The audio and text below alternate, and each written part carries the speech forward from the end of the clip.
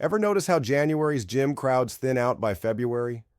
Or how that productivity system you were absolutely committed to lasted exactly 3 weeks? Change is the corporate world's favorite buzzword and personal development's eternal promise, yet most changes have the staying power of a snowman in summer.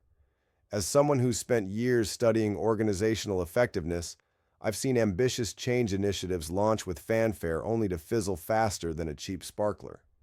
The problem isn't starting change, it's making it stick. Enter Clear, your GPS for lasting change. When change fails, it's rarely about the change itself, but how we approach it. The Clear model offers a framework that addresses the psychological and practical elements needed for sustainability. C. Commitment. The foundation of lasting change isn't wishful thinking. It's a deliberate choice.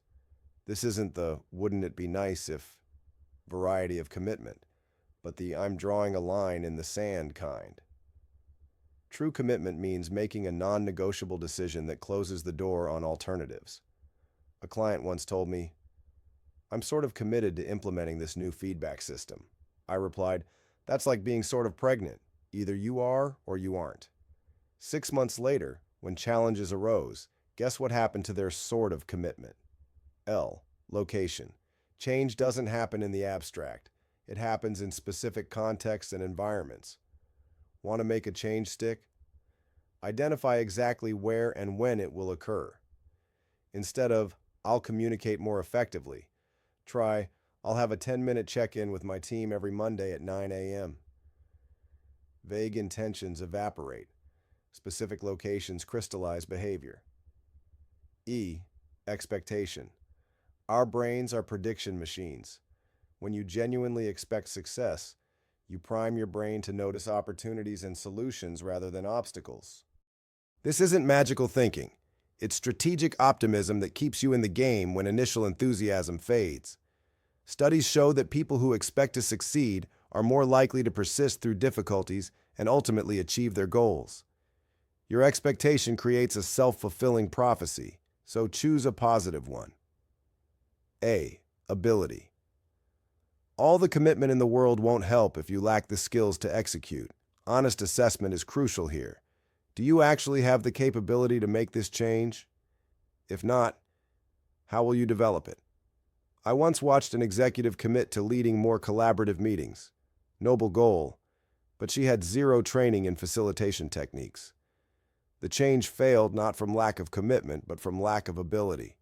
When she invested in developing the right skills, her meetings transformed. R. Reinforcement. This is where the magic happens, or doesn't. Changes that get reinforced get repeated. Reinforcement comes in many flavors. Social reinforcement. We're tribal creatures who crave belonging. When peers, mentors, or team members acknowledge and support our changes, they gain tremendous staying power. Environmental reinforcement. Smart systems beat willpower every time. Set up your physical and digital environments to make the new behavior the path of least resistance. Self-reinforcement. Celebrate small wins. Track progress. Create meaningful rewards that aren't counterproductive. Hint: celebrating your healthy eating with a cake defeats the purpose. Training your brain. The trigger response revolution. One particularly powerful application of reinforcement involves reprogramming your response to triggers. We all have triggers that spark automatic behaviors. The ping of an email that pulls us out of deep work. The stress that sends us reaching for comfort food. The difficult conversation that activates our fight-or-flight response. The secret? Identify these triggers and consciously practice new responses until they become automatic. Each time you replace an unhelpful reaction with a skillful one, you're rewiring neural pathways. This isn't instant. It requires repetition. But it's how lasting change actually happens. A personal example. I once had a hair-trigger response to being interrupted in meetings. My automatic reaction? Frustration and shutting down the interrupter. Through practice, I've retrained my response. Take a breath, get curious about their perspective, then find a way to synthesize ideas rather than compete. This single change transformed my effectiveness.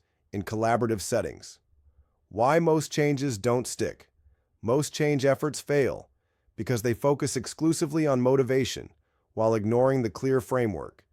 They rely on fluctuating emotions rather than solid commitment. They keep change abstract rather than locating it in specific contexts or trigger moments.